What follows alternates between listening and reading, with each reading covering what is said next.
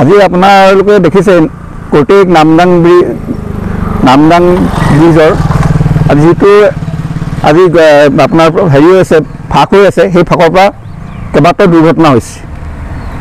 আজি অলপ দিনৰ আগত এখন ONGCৰ গাড়ীয়ে এজন যুৱকক খুন্দোৱাৰ ফলত যুৱকজন আহত হৈ তেখেতৰ ভৰি পৰ্যন্ত ভাঙে।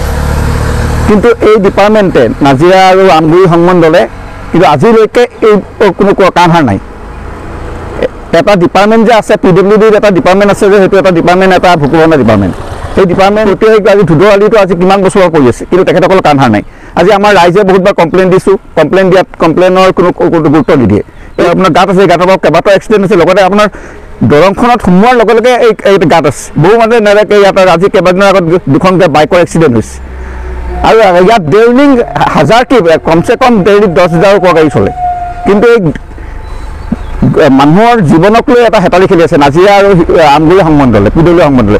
গতিকে অসম চৰকাৰে ইয়াৰ এটা ব্যৱস্থা কৰিব লাগে। আৰু এটা ডাঙৰ দুখৰ বিষয় যে এই ৰাস্তাটোৱে স্থানীয় বিধায়কজন দিনটোত মাহেকত তেওঁ 5, 10 বাৰ 15, 20 বাৰ যায়, কিন্তু বিধায়কজনে আজিলৈকে কাণ সাৰ নাই।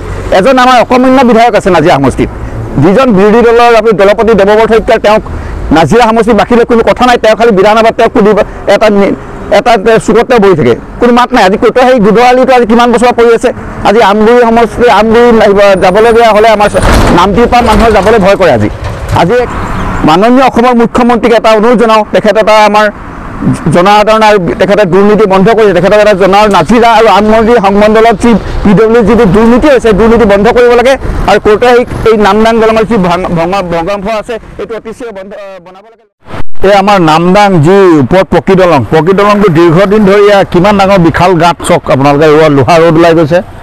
আৰু আপোনাৰ এইটো আমাৰ ধুদৰ আলি এইটো মূল ৰাস্তা হয়, এইটো মূল পথ হয়। ইয়াৰ পৰা বহুত আমাৰ যাতায়াত ব্যৱস্থাও আছে আৰু আমাৰ ওচৰতে হাই ছেকেণ্ডেৰী স্কুল আছে, মেজেঙা হাই ছেকেণ্ডেৰী, আৰু কাষত আছে আপোনাৰ জাতীয় বিদ্যালয়। এনেকুৱা সৰু সৰু কণ ল'ৰা ছোৱালীৰ সৈতেও সকলো আপ ডাউন কৰে। গতিকে ইমান ডাঙৰ গাঁত এটা হৈ গৈছে। এই গাঁতটো দেখি আমি বৰ ভয় খাইছোঁ। ভয় এইকাৰণে খাইছোঁ যে কোন সময়ত কি ঘটনা হয় আমি নিজে নাজানো। বহুতকেইটা ঘটনা হৈ গৈছে। অলপ দিনৰ আগত আপোনালোকৰ এটা ঘটনা আপোনালোকৰ আগত দৃষ্টিত দেখুৱাব বিচাৰিছোঁ। ONGC চিফ বাছ, যিটো ONGC ৰাতিপুৱা চিফ বাছ আহিছিলে, এইটো প্ৰথমতে ৰক্ষা পৰিলে, চব ভাঙি দিলে। ব্ৰিজৰ কিনাৰত গোটেই ভাঙি মেলি গাড়ীখন ওলমি আছিলে, চবেই আমি সকলোৱে চালোঁ আৰু দুজনমানৰ ভৰিও ভাঙিলে। গতিকে এই ৰাস্তাটো মানে অতি সোনকালে আমাৰ যি PWD বিভাগীয় কৰ্তৃপক্ষ, আমি বিভাগীয় কৰ্তৃপক্ষক আমি স্থানীয় ৰাইজ হিচাপে তেওঁক অনুৰোধ জনাইছোঁ, অতি শীঘ্ৰে এইটো মেৰামতি কৰিব লাগে। এইটো নামদাং ব্ৰিজটো বহুত গাঁত হৈ গৈছে। আমি গাঁত দেখি এতিয়া আমি ভয় অনুভৱ কৰিছোঁ যে ইফালেও চাব পাৰে আপোনালোকে, গাঁতে চাওক, ইফালেও ওলাইছে ডাঙৰ গাঁত, এয়াও ডাঙৰ গাঁত। গতিকে এইটো অতি শীঘ্ৰে আৰু এইটো মূল পথ হয়। এইটো আমি বিভাগীয় কৰ্তৃপক্ষক আমি অনুৰোধ জনাইছোঁ, আমি স্থানীয় ৰাইজ হিচাপে তেওঁলোকে অতি শীঘ্ৰে এই নামদাং ব্ৰিজৰ ওপৰত যি আমাৰ গাঁত আছে, লোহা ৰ'দ ওলাই আছে, লোহা ৰ'দত হয়তো সৰু ল'ৰা পেটত বা ভৰিত সোমাই যোৱাৰ চান্স আছে।